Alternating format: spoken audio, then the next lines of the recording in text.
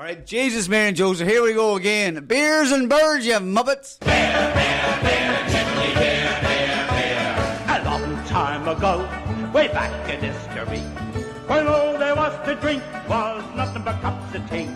Along came a man by the name of Charlie Mox, and he invented a wonderful drink and he made it out of hops. Lord bless Charlie Mox, the man who invented beer, beer, beer, chickly beer, beer, beer.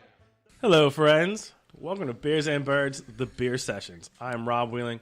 I'm here with Mr. Brad Weaver. Hello. And the Mike Wallace. Hey. So this is going to be our new pod series. We're sort of taking the step where we're splitting the beers from the birds. I mean, we'll still talk Eagles and we'll still drink beer. Don't worry about that. But we want to focus more on beer in these podcasts because we're beer enthusiasts. We really enjoy beer and all the aspects of beer. There's the different styles, the unique tastes, and that these come from all cultures and from all these different places. And we want to sort of talk about that and the things that brings with it. So straight up hopheads. Straight up hopheads, man. We're going to dive into the cultures, dive into the breweries, and what makes beer great, and only not great, but fun and interesting to deal with. And actually today we're going to be talking about Cigar City Brewing Company out of Tampa, Florida, and one of their most highly touted beers, their Hunahpu Imperial Stout, comes out of Tampa Bay, Florida. It's something they have something called the Hunahpu Festival every year, and you actually have to go there to be able to obtain the product. It can be sold online and stuff like that. But that festival's usually in March, isn't it? It is. It is. We went in 2014, and it was a fantastic time. Met some of our friends down there. Had a long wait in line to get in there, and actually a lot of the Hunahpu had been sold to people that really didn't have tickets to the show, but I think they've improved the process over time. Oh, you went to the bad year? I remember reading that they had one year that was a little We did. iffy. We went there the bad year. Actually, people had bought tickets, but they were sent via email, so a lot of people were forwarding emails, so people were scanning in tickets ahead of the people that actually had bought the tickets, so people that actually had bought the tickets got to the show and said, "You're already in the festival," and they said, "No, we're not." So, bit of a cluster. It was a cluster, and then people that had the fake tickets were buying the Hunahpus when they became available to the people at the session. And some of the people that had bought tickets were like, "I came down here just for that, and you didn't give me any beer," so it was a problem. We were able to get. We had 4 people with tickets, and you're supposed to get, I think, 3 bottles per person. I think we got a total of 6 between the 4 of us. We should have had 12, but we were able to get some of it. Could have been worse. Yeah, that doesn't sound too bad. Hunahpu was had at least.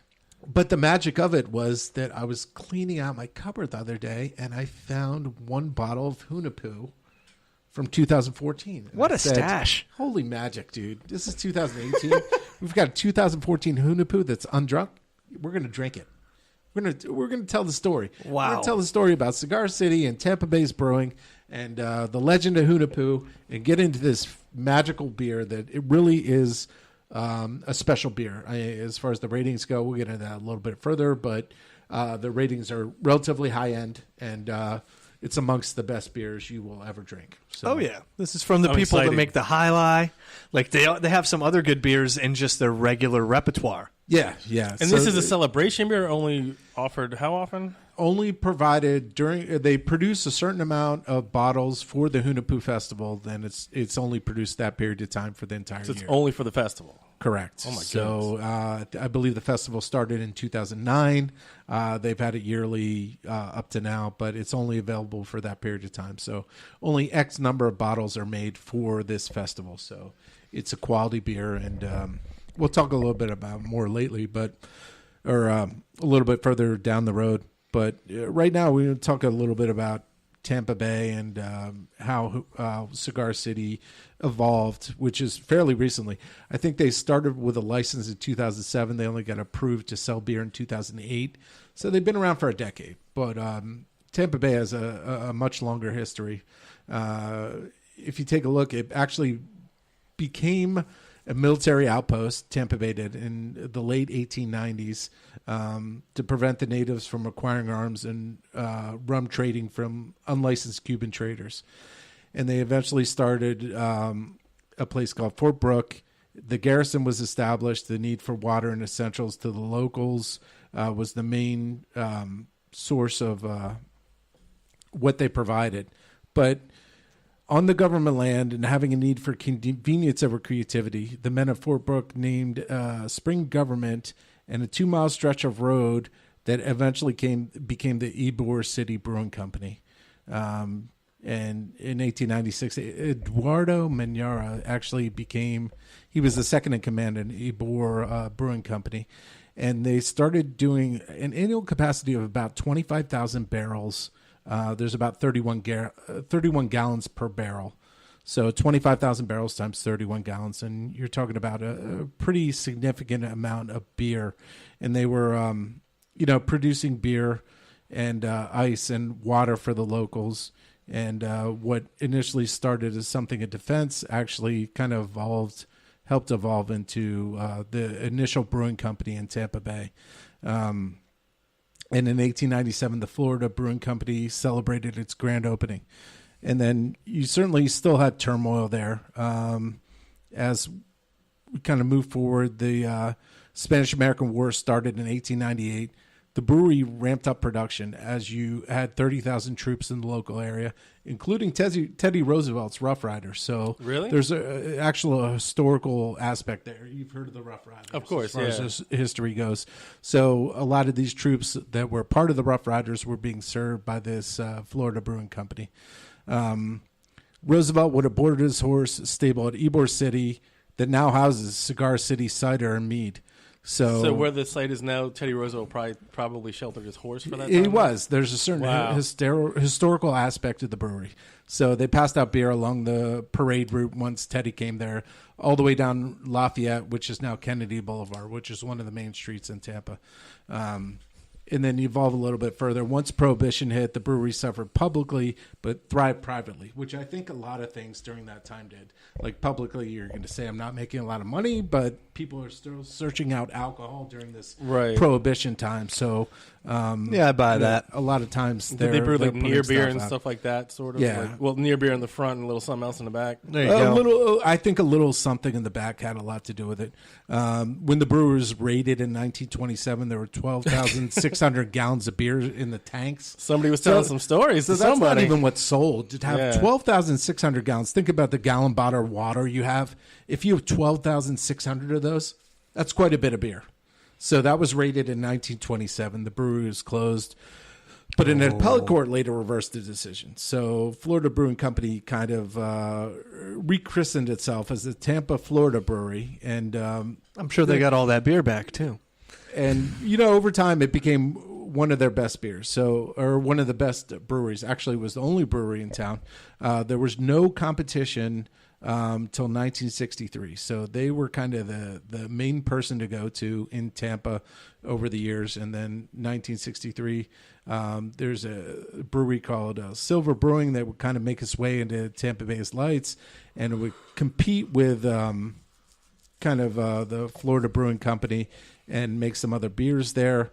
The Tampa, Florida Brewing Company was the one that actually made it through the 60s and 70s. It kind of had the, one or two levels of competition, but they made it through the era of limited competition. So there were mainly the macro brews that we know of today were starting to gain control over the United States, your Budweisers, your Millers, things of that nature. And you would have some regional stuff like the Tampa to Florida brewery had. So essentially, up to 1990, it was kind of like a doldrum of beer. You had the one Tampa alternative, and you had a lot of the microbrews or macro brews that are available now. Like, like I said, your Miller, your Bud, and stuff like that were available all the way through the 1990s. I think there was a change in the name, and it was back to Ybor, which is synonymous with Tampa. Ybor City Brewing Company put about $2.5 million into it, and they came up with their own brewery line. They had the Ybor Gold Lager, Ybor Brown Ale, the Calusa Wheat, amongst others. And a lot of people supported the local beer, but essentially it was the local beer, or it was all the other macro brewers that were available. So drink local. Yeah, so there was one local with a couple different variations and a couple others available there. And I think this continued until the turn of the 21st century, where a lot of microbrews and the craft beer revolution started. And Cigar City was one of the breweries that popped up in the late 2000s, 2007-ish. And they started to distribute some more what we consider craft brews today. And what they did was, just kind of move forward the craft beer revolution, where they were coming up with beers that were more creative, with a lot more flavor, a little bit more alcohol, a lot more alternatives for people. So Cigar City actually had a really... They had a great area to distribute beers, but they also had the opportunity to present these beers without much competition. So at the time, they were one of the few microbrews in the area. So they were able to take an area with an affluent area that had a little bit of money, and they were able to fucking integrate great beers into the local culture. So Yeah. that's what they did there. And they actually have this Hunahpu festival, which we referred to a little bit earlier, which is just this magical beer that's presented once a year. And it's one of the highest rated beers that I've seen. And Do you know why the tie into the Hunahpu festival, like why they started or anything like that? I think they just felt that it was an opportunity to kind of like capitalize on the craft beer market as far as having an exclusive beer that's very good. So, and as we'll taste later on, the levels of creativity with this beer and the level of time it takes to make this beer it's very complex, and the fact that they took so much time and money and effort to build it means they were presenting something they thought was better than what other people could present at the time. And I would agree, and I think the ratings also agree, that this beer is one of the best beers available. And I think sometimes when you mass market a beer that's very good, you kind of lose something that's special about it. So this is a special beer that's released every year at special times. And I think the ratings reflect that. I mean, very rarely can you have a mass-produced beer that maintains its level of respect amongst the beer drinkers community. And based on Rate Beer and Beer Advocate and other people we've talked to in the beer industry, that this is one of the best beers that people present. And I respect the fact that they don't want to mass produce it, to try to water down the product. So, given the ingredients and the attention and time it takes to likely make this, it probably wouldn't be real easy to make it in gigantic amounts. No, it takes a lot of time and a lot of effort, a lot of ingredients. Right.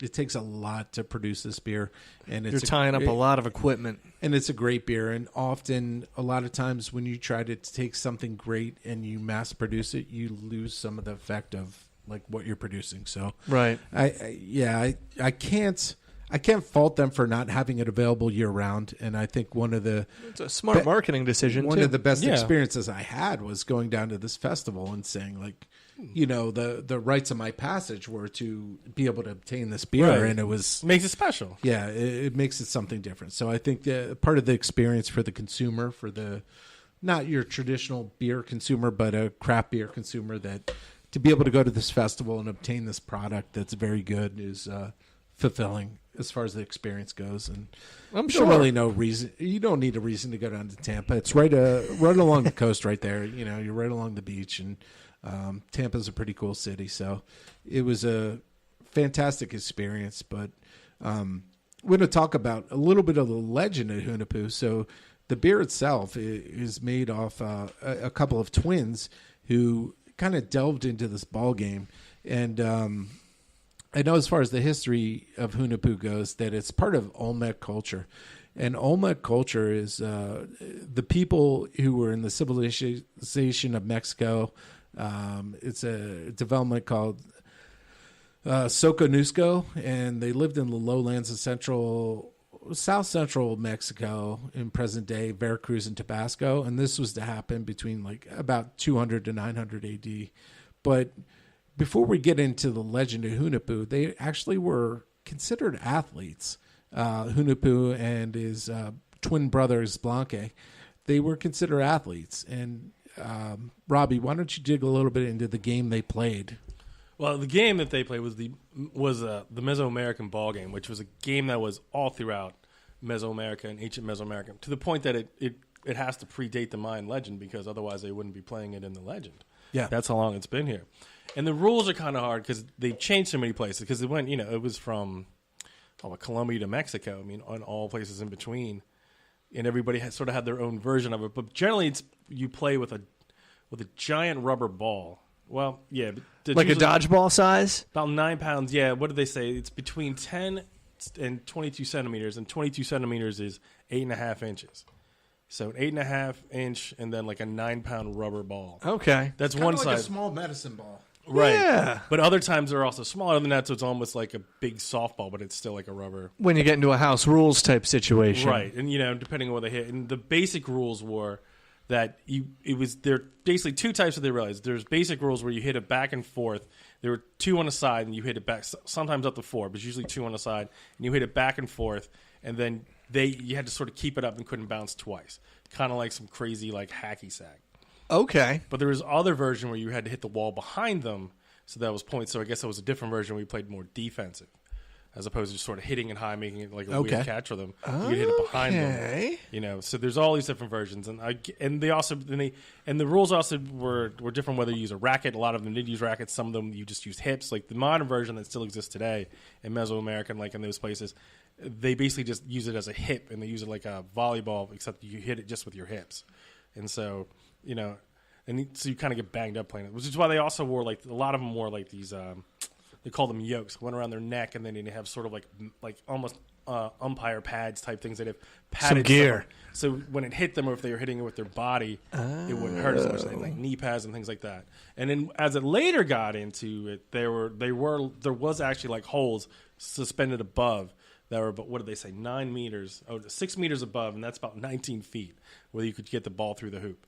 And basically, if you got the ball through that hoop, that was like a game ender. That's like grabbing the snitch, is what they think. If you got the snitch, if you got it through that hoop, but I mean, it's 19 feet off the ground. That's a hard one to get up Holy there. crap. Yeah. I mean, That's a little bit harder than slotting the can jam. yeah, man. That's 19 a rough feet one. above. That's what they measured them. In Yeah. basketball. And the ball's 10 pounds. Yeah. I mean, those might have been 5-pound balls. It's hard to tell, but yeah, it wasn't light. Wow. Yeah. That's like a crazy amalgam of a number of things. Yeah. So yeah, I mean that's a crazy background on the game itself. So essentially, like the Maya hero twins, it's a narrative based on something called the Popol, which is the document that records the history of Their origin, Hunahpu and Esblanque. the origin story, if Yeah. you will, of the Yeah. Mayan civilization. So initially, kind of these guys are. The twins are often portrayed as they're kind of like the complementary forces, like a yin yang kind of thing, like Romulus and Remus from the Roman. like a day and night, Roman, sky and earth, sun and moon, amongst many other balance. things. Right. The balance of this, The and dark, that. the light. Together they make a great Right. team because they complement each other very well. So, initially. Their father and uncle were defeated and sacrificed by the lords of the underworld. It was called Ixbalba. So apparently the twins grew up to avenge their father, and after many trials defeated the lords of the underworld in this ball game.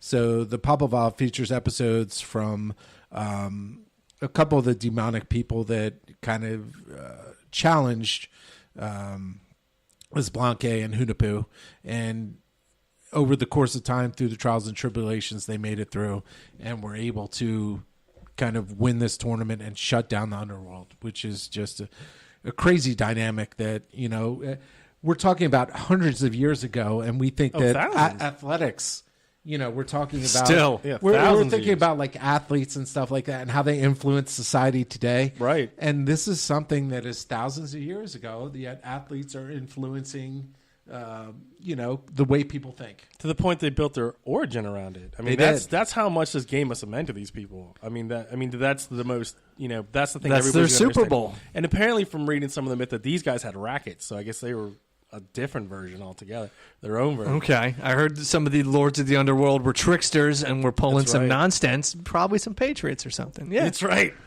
Yeah, I mean, they had games and levels of the underworld, and there actually was a time where Hunahpu was actually killed and actually was brought back via rebirth. Didn't his brother use his Esblanque. head as the ball at some point? Their too, in that? father's head, yeah. Yeah, Oh, was it the father's head? used the father's head as a ball, and he they kind of tricked Hunahpu and Esblanque, and Hunahpu was actually killed in that exhibition. But Esblanque was able to bring back Hunahpu, Rebirth, who actually they lived amongst the people of the underworld, and they were able to gain another game against the leaders of the underworld, and then they revealed who they were, and they actually ended up beating them and kind of moving forward. It was the downfall of the underworld, and so it's kind of like a win for the people and a loss for, the kind of people of the underworld. So That's like the ending of the third movie in the trilogy. That's right. yeah. Light beat darkness. It is. And, actually, after Zabalba was defeated and the gods were disposed of in the underworld. Is Zabalba like their Hades? Like he's like the leader of the underworld, the king of the underworld, kind of. Yeah, that would be the devil. Or the land of the underworld. That would be where all the underworld gods. There are numerous names, but the people of the underworld are known as Zabalbans. So it's a place. Zabalba is like Hades itself, right? So if you're going, instead of going, I'm going to hell or Hades, you're going to Zabalba itself. Okay, Gotcha. Yep. And as punishment for the crimes against Hunahpu and Esblanque, the realm of Zabalba was no longer to be a place of greatness, and the Zabalbans were no longer to receive offerings from the people who walked earth above. So they really screwed themselves by trying to take out these athletes by nefarious means. So they pulled tricks and they did things that weren't straight to try to sacrifice these people from, the earth level world. And they didn't end up make it happening, and it never happened. So, the Zabalbans were kind of disposed of, and because if you lose, you get sacrificed too, right? Isn't that part of it was part of some of the cultures. I wasn't sure it was part of this one too, but there's definitely a sacrificial component to a lot of this. Like if you lose, you're the one that gets sacrificed in the temple. Then No, thank you. I mean, it was don't lose. I guess you play a lot harder, don't you? Yeah, definitely. It was a game of life and death, and they were able to kind of maneuver their way through these difficult circumstances and take over the Zabalbans, and kind of where they were using their godlike features to try to defeat them. Hunahpu and Esblanque were able to win this tournament of. I guess a ball tournament. I don't know what the exact sport. I don't even know that there's a name for it. They just call it Mesoamerican ball. Yeah. So it's a ball game. So, but even that's a generalized term. So basically, I think if you want to refer to something, it's kind of like March Madness, where they were set up in this tournament and they continue to beat people, and new opponents were brought in. But March Madness, where if your team loses, it's not just out of your bracket; they all get killed. They die. Yeah, the end result of losing is not quite as good as NCAA tournament. Sure, you're a little depressed if you lose a basketball game, but if you lose this game, your life is gonna end. Yeah. So not a lot of repeat champions, I'd imagine, in that. No, but there was that one period of time, and this is where mythology gets a little strange, is that Hunahpu actually lost his life, and Esblanque was able to bring him back, and he was able to kind of act as if he never died. So the whole, being able to raise the dead kind of comes into play. So somebody of Earth dies during this game, they're able to bring him back, and he's able to defeat everybody from the underworld. And I guess the last thing they did after they, Esblanque kind of been excommunicated from the life of the Earth people. So Hunahpu and Esblanque went to the court where they had beat everyone and buried the remains of their father, Hunahpu, and their uncle, who initially had been defeated. Right. And the whole reason they had been out there. Yeah. To put them at rest and to try to look from this one, it says trying to revive them as well. And when they didn't, that's where they put them. Right. And they departed as Zabalba then and climbed back to the surface of the earth. And they moved. Actually, they didn't even stop there. At that point, they knew they were kind of deity-like. So they continued climbing straight up into the sky. And Hunahpu became the sun, and Zabalba became the moon.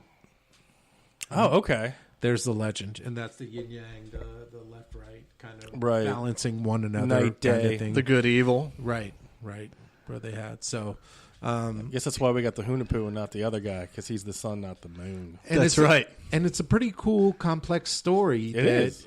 For a beer. I mean, Absolutely. that's pretty awesome story. And I think the beer has levels of complexity that the story had as well. So we're going to dig into it and give it a little try here. All right, so now that you know about Hunahpu, we're going to try some Hunahpu. Yeah. Yeah, it's great, man. This is like from reading about it, this is like a legit white whale.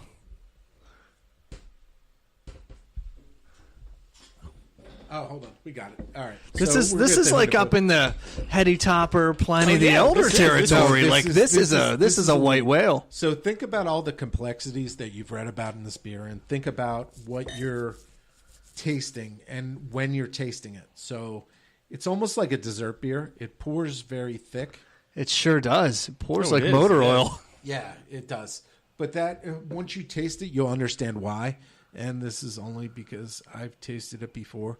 That there are different flavors you'll taste at different times of when you're sampling. the beer. Okay. So That's like coffee. yeah. Oh, boy. So let's go through. Let's do rate beer and beer advocate before we get into it.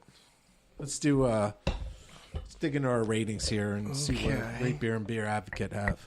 Oh Yeah, that man. up on the screen there. Stout aged on cocoa So, nibs. just so you know what we're dealing with, the fine folks, this is Beer Advocate, yes. The Beer Advocate score is 4.58 out of 5. It is That's a pretty high. world-class rating. Yeah, world class beer. This is a world. This class is an beer. American It's really- double imperial stout. Yeah, 11% alcohol. It's kids. powerful, but just look at the notes. Look at how many different flavors are in there. In the Mayan myth, Hunahpu gave cocoa to the Mayans. I guess that's another thing Hunahpu did. An imperial stout aged on cocoa nibs and Madagascar vanilla beans and ancho chilies, pasilla chilies, and cinnamon. Wow, I'm excited by this. There's a lot of complexities. In Sounds like it. And here we go. And here's our friends at Rate Beer. Rate Beer gave it a legitimate 100 out of 100. and That's the top 50. That's the highest rating I've ever seen. 100 That's a overall, top 100 50. style. Yeah, that's Yeah. Just and I from this, Its reputation definitely precedes it's not itself. only about the taste itself. Smell it first. Like Oh, there's this- a dynamic smell. Just take a little sniff there. there's Robbie. so much going on. There's a lot of things going on where you don't get that with a traditional, even a stout. You get like a singular smell, but Right. there's a lot of things going on right here with the sniff.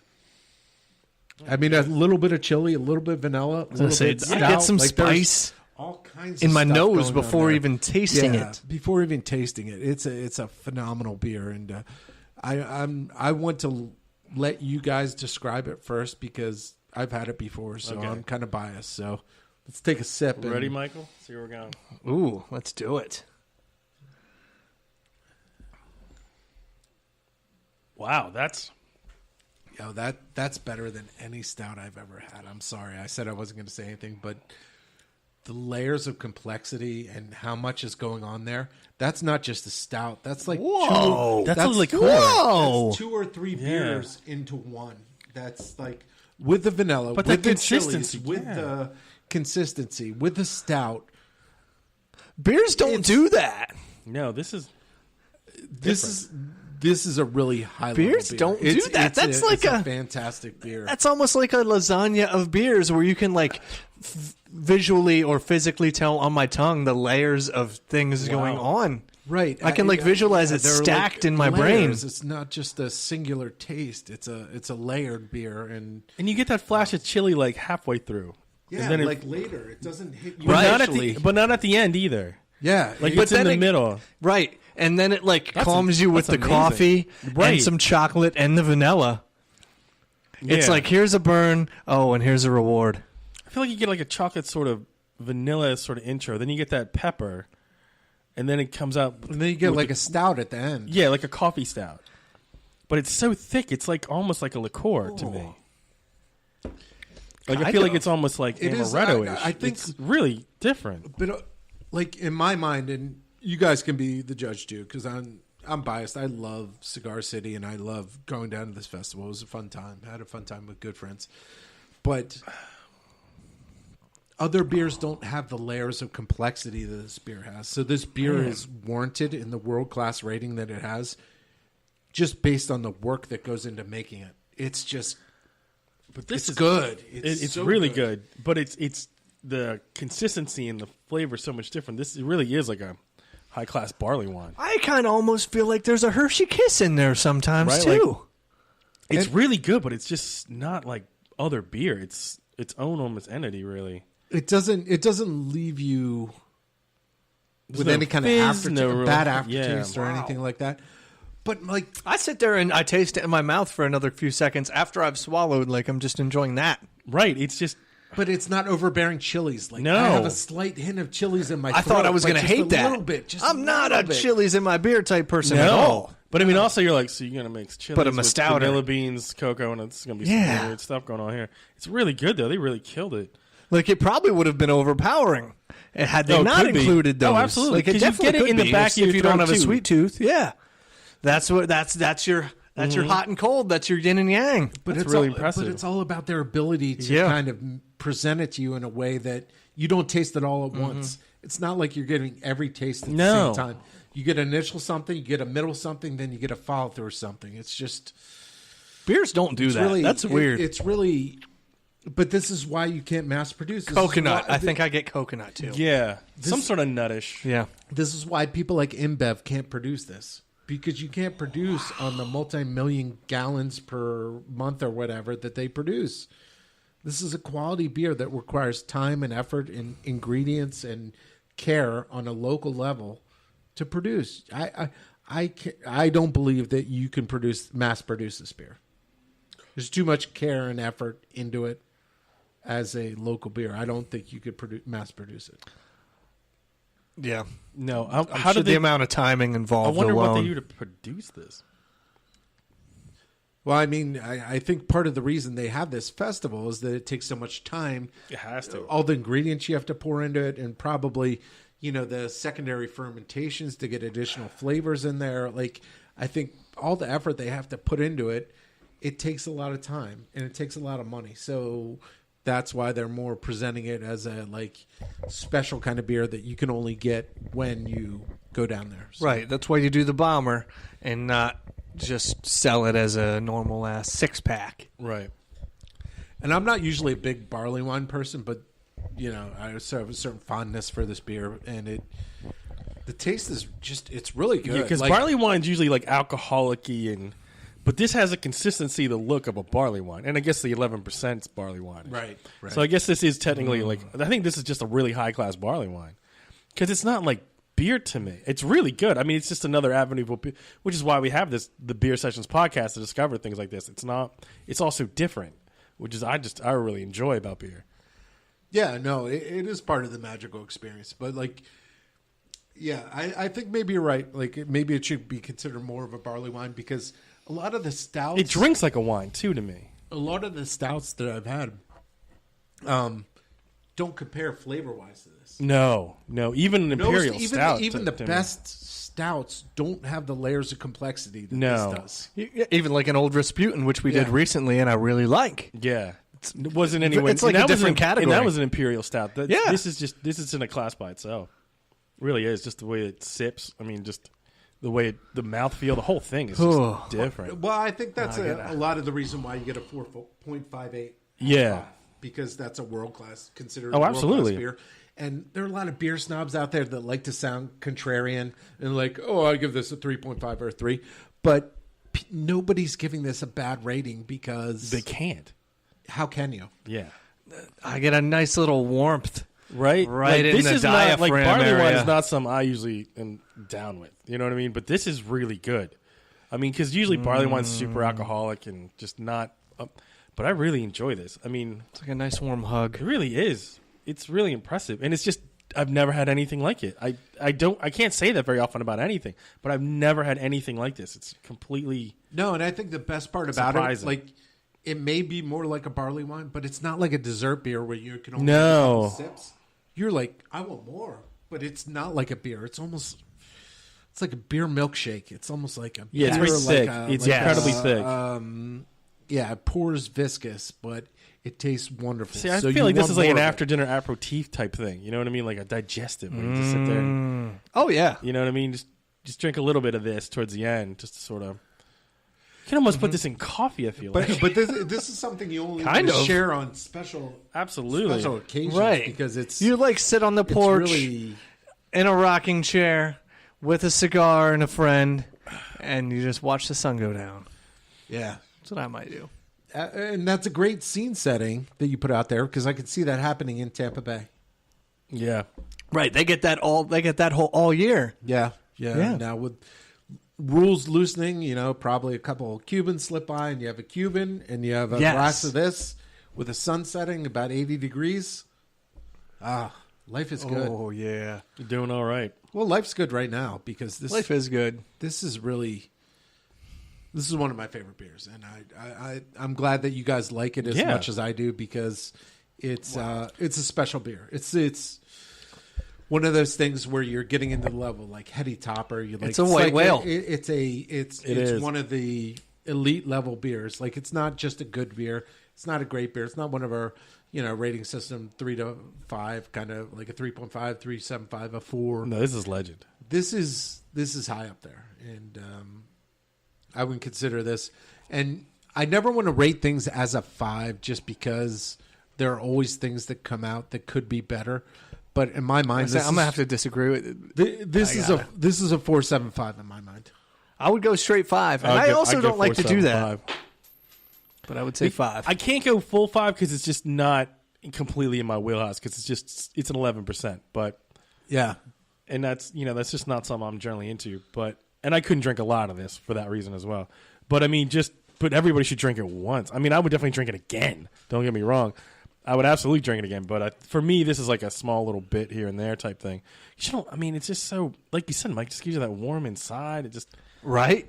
and that chili sort of in the middle taste just fascinates me. Like, because you're right, it goes through like stages of flavor. Yeah, Oh, you're like, this isn't supposed to work. Why does it work? And but it does it the same every time too, which is amazing. Yeah. It's not like, oh, I got the chili-ish part on this one.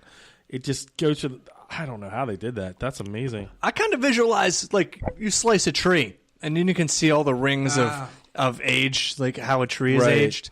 Like you can almost see those different pieces of this beer. yeah. I almost feel like as you drink it, you're in the center of the tree and you're working your way out. And Yeah. each fucking layer comes as a concentric circle, Yeah. moving outward or whatever. It's awesome. Mm-hmm. It's a very special beer, and It's excited amazing, that really. you guys got to try it. I am like too. it as much as well. So Oh, absolutely. Because I was sort of much. like 11%, huh? All right, here we go. But it's really once you got that out of the Man, equation, yeah. right. But I mean, like I said, I've never tasted anything like this ever. It's just amazing that this is what beer can taste like. No, it's a you appreciate the craftsmanship. Absolutely. in this when you actually You can taste the it. love in this thing, Yeah, because I don't even understand how you layer stuff. right? And who How is do you say that a flavor is not going to hit you initially, but it's going to hit you in the middle, then not hit you on the end? Right. How do you do that? That's magic. and who That's is the mad genius that drew this mother up, man? That's a He was just beer like, craftsman. I've been That's thinking, like a Gregor Mendel Yeah, of beer. Yeah. so I've been thinking about something. Like this dude brewed. I feel like whoever brewed this for straight was just brewed it for himself first. Right. He was like, I just want to see if I can do it. Like, what if we flash brew for like 30 seconds and then dump this thing in, then instantly cool it? Like, Yeah. And our friend Tim has connections down there. I'm going to see if we can get one of the brewers from absolutely. Cigar City on the podcast. So oh, he does. Yeah. Is this an ancient secret though for them, or would he? Is it some? Well, they don't have to give away the recipe. no, yeah, we don't have to ask him things he's not uncomfortable, answering. But yeah, we can certainly talk to him about I would how hope. special this is, what kind of Yeah. ingredients he uses, and things of that nature that he's not afraid to. How does he get that release. flavor profile so consistent too? Well, that's a great question to ask. Yeah, That really is. that's amazing. Yeah, the flavor profile's dynamic. I've never had anything like it. And it looks like even like the Alchemist, stuff like that, like Heady Topper, it's consistent through the same thing, but it has the same flavor all the way through. Right. It's the same thing. It's You a don't get the creamy, cascade. It's a creamy IPA that's not bitter on the Right. end and stuff like that. And But it's the same IPAs are a flavor little- all the way through. They don't get this. Yeah. I feel like you have three No. distinct flavor levels with the Hunahpu. with that chili sort of vibe that stays in the back of your throat, but it's not annoying, but it's there. No, you know what I mean? Like no. you get that hint of spice in the back of your throat that sort of stays, but it's delightful. No, it's not like that Old Bay Sculpin, Oh, which God, fucking yeah. scars your taste buds forever. Yeah. That is the worst. Oh, wow. Oh, the habanero scoping where it's Oh, just, yeah, the habanero. yeah. That's what I'm talking about. The Old habanero Bay Sculpin. lager was something different. It was hateful, but it was not hateful in the The same way. habanero Sculpin Just that has hurt. that burning throughout the entire taste. Here's a not so good beer that hurts your mouth when you drink it. Enjoy. This says, I'm going to integrate chilies, but it's not going to dominate the taste. and Yeah. It's not going to make you hate it. I'm not going to be an asshole about it. Exactly. Yeah. But you can definitely know it's there. Oh, Like, it's absolutely. almost like some people say they can add that kind of like heat, but a lot of times it overpowers the beer and you hate it, Yeah. or you don't taste it at all. Here you taste it, but you don't mind it.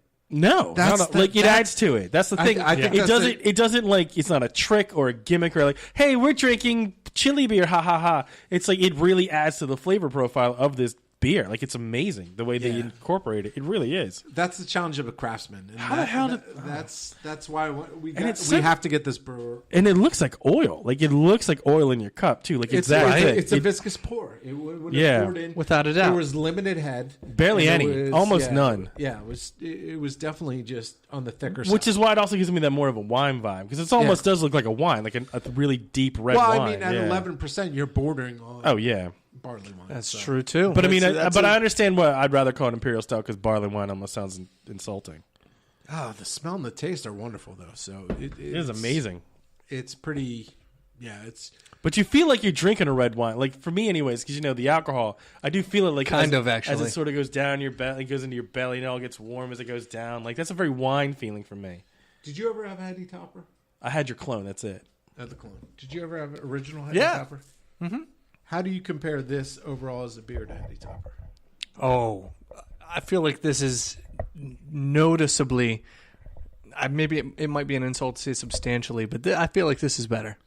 I like this better. Oh, I think, yeah. I think this is one of the best beers I've ever had, if not the best. Like that is I a really good creamy IPA. And it's nothing against Heady Topper. Heady Topper is wonderful. It's a great beer. Very few people can achieve that. That's my favorite style. No, this is That's it's my no favorite one can style. achieve this. I feel like this is the best. And you're beer. not even a stout guy. That's right. I'm not a stout guy, but this is the best beer I've ever tasted. If that isn't a recommendation, I don't know what could be. Yeah, it's if you have the means, do try it. I'm so glad you cleaned out your cabinet, man, and found this thing. Yeah. That was awesome. And shared it Great with us score. degenerates. Great score. It was fun stuff, and I'm glad you guys enjoyed it as much as I did. And Absolutely. this sets the bar a little bit higher. So as far as stouts go, But to me, this I can't even say it sets a bar higher because to me, this is like an alien. You know what I mean? Like it's just so different from everything else. it could be an anomaly. It's so such like far it's hard Right. to ju- it's like, oh well, that's not as good as this. No, this is not even that. It's like, you know what I mean? It's just not. It's so different to me. It's like, well, Guinness doesn't taste like that. No, nothing's gonna taste like that in the stout world to me because this is this Hunahpu whatever Imperial is. I mean, it's just its own being to me. It's just a whole different. It's kind of like it's a seeing hybrid or something. I Calvin don't- Johnson play wide receiver and then scouting other wide receivers. You're like, wait a minute, they're not like this. He's not Yeah, but 6'5" and runs a 4.340. But it's to me, it's like they just invented a different position. There's wide receiver, Kind then, of, yes. Then there's what this guy does. Right. Yeah. Exactly. It's like, oh, but we're wide receivers. Yeah. But Like, I you almost feel are. like this one created another league.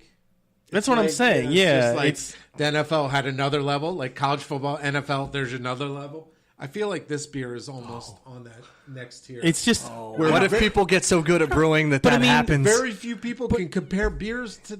but it's what's just so going on freakish. Like it's like a platypus. You're just like, I don't know why this exists, but it shouldn't. And it has all this weird parts to it, but it's fantastic, isn't it? I love the platypus.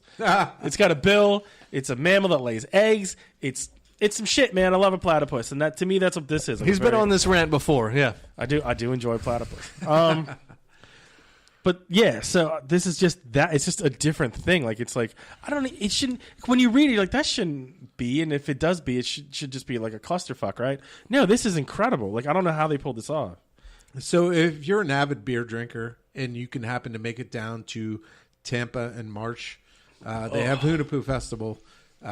please go grab some Hunahpu because it's of limited release and it's a special one-of-a-kind beer. One of a kind, absolutely. Yeah. You won't, nothing else tastes like that. Nothing. Yeah. Make your way down there and try to make it happen. Because And now I'm getting cinnamon. Good God, how many flavors are in there? Yeah, there is cinnamon. we can't even do it due diligence by explaining to justice, you over that. yeah. Yeah, It does feel more like an experience. I guess really the is. due diligence, but yeah, due justice by the fact that you won't be able to know what we're talking about unless you experience it for yourself. So work your way down to Cigar City in Tampa during March, and get some. Could sell some Hunahpu. Oh, Keep your eyes open whenever you can. Or you can buy it Yeah. online for a lot of money.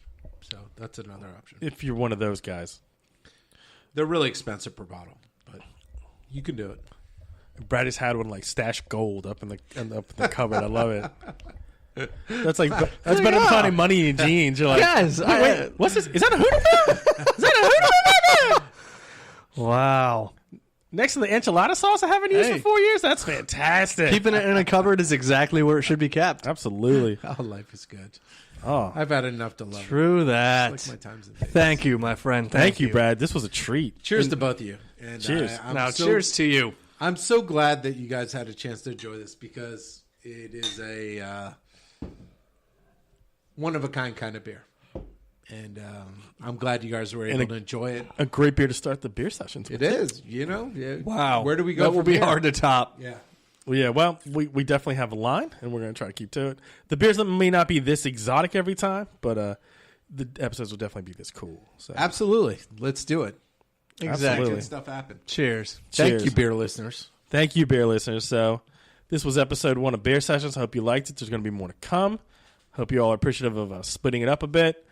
But we definitely have we've learned that we definitely have beer listeners and we have Eagles listeners. So we're trying to give you all what you like in more thicker doses, much like just a very thick beer for you. Right. Thank you. Like it all. Give us a download. That's right. You know, download them all. Another one. Because if you're listening to this, you just give us a download. Try the second one, too. I at it. All right. Thank y'all. All right. Mike, anything else to add on the Hunahpu? Cheers. Cheers. Beer Session is a Beers and Birds production. It'll be free beer tomorrow with a $5 charge for one. The longest lollipops